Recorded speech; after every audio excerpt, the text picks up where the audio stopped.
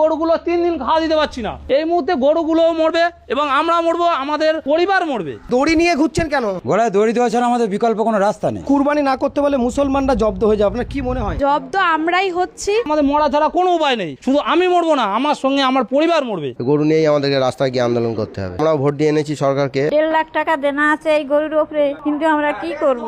আমরা শিক্ষিত ছেলে, সরকার একটা চাকরি দিতে পারছে না, কিন্তু আমাদের পেটে লাথি মারছে সরকার। সরকার যদি না দেনার দায় নেয় তাহলে আমাদের গলায় দড়ি দিতে হবে, বিষ খেতে হবে বা আত্মহত্যা করতে হবে। যেরকম সারদায় হয়েছে, কত লোক মারা গিয়েছে, তাহলে এও তো সেরকম পরিস্থিতি পড়ে গেছে। গরু বিক্রি না হলে আমাদের না খেয়ে মরতে হবে। আমরা কি করব? নবান্ন নিয়ে যেতে হবে, তাহলে সেখানে গিয়ে সামনেই বেঁধে দেবো আমরা। তো হিন্দু লোক আমরা তো সরকারি চেয়ে আমরা খুবই খুশি, খুবই আনন্দিত, কিন্তু হঠাৎ আমাদের পেটে লাথি বললে আমরা কোথায় যাব? গরু যদি আমরা ছেড়ে দিই সেটাও তো একটা লোকের ক্ষতি করবে, সে তো আমার সে দায়ী করবে।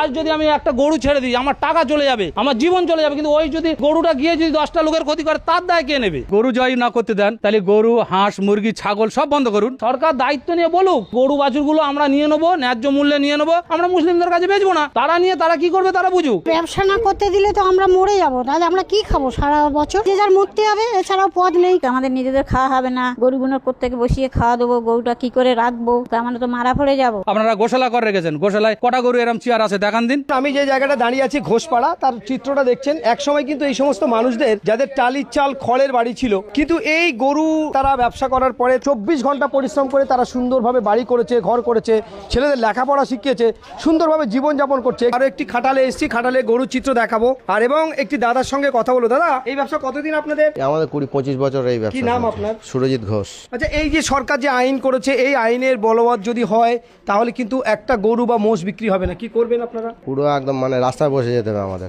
কারণ আমরা অলরেডি ইনভেস্ট করে দিয়েছি। অলরেডি আমরা যেসব গরু দুধ দেয় না তাদেরকে বসিয়ে আমরা খাইয়ে তৈরি করি, এই ঈদের সময় বিক্রি হয়। কিন্তু অলরেডি হঠাৎ করে এমন সিদ্ধান্ত নিয়ে আমরা তো মানে একদম পুরো ফেঁসে যাবো আমরা। আমাদের প্রচুর টাকা। কি অবস্থায় আছে এখন খাওয়া দাওয়া? গরুগুলো খাওয়া দাওয়া ঠিকঠাক দিতে পারছি না, কারণ এমন সময় বেরিয়ে আমাদের অর্ধেক গরু চলে যায়, কিন্তু এবারে গরুগুলো কেউ কিনছে না এবং না, এবং দুটো একটা যা বায়না দিয়েছিল তারা ফেরত চাইছে বায়নার টাকা, এবং ভুসিওয়ালা তো ভুসি দিচ্ছে না, তাদের ঠিকঠাক খাওয়াও দিতে পারছি না। যদি না বিক্রি হয়, খাওয়া না দিতে পারেন, কি করবেন গরুগুলোকে খাওয়া না দিতে পারলে কি করবে সেটা সরকার বলুক। তারা তো আইন করে ফট করে বন্ধ করে দিল এইভাবে, কিন্তু আমরা তো পুরো রাস্তায় বসে গেলাম, কিন্তু আমরা কিভাবে খাওয়া দেবো আমরা তো নিজেও বুঝতে পারছি না। আর প্রচুর টাকা দেনা আছে, আমরা মানে ভুসির দোকানে বাকি আছে, প্লাস বিভিন্ন সংস্থা থেকে আমাদের লোন নেওয়া আছে। লোন নিয়ে আমরা এই ব্যবসাটা করি এবং এই ঈদ করেই আমরা সব পেমেন্ট করে দিই, কিন্তু এবারে সেটা হয়নি এবং বিক্রিও করতে পারছি না। সরকারের কাছে কি দাবি করছেন? সরকারের যে দাবি, সরকার বিকল্প কোনো রাস্তার কথা বলে দিক, যে এই কারবারটা বন্ধ হয়ে গিয়ে আমরা কি করব। আর এত টাকা আমাদের দেনা প্রায় 15 থেকে 20 লাখ টাকা মতো দেনা আছে।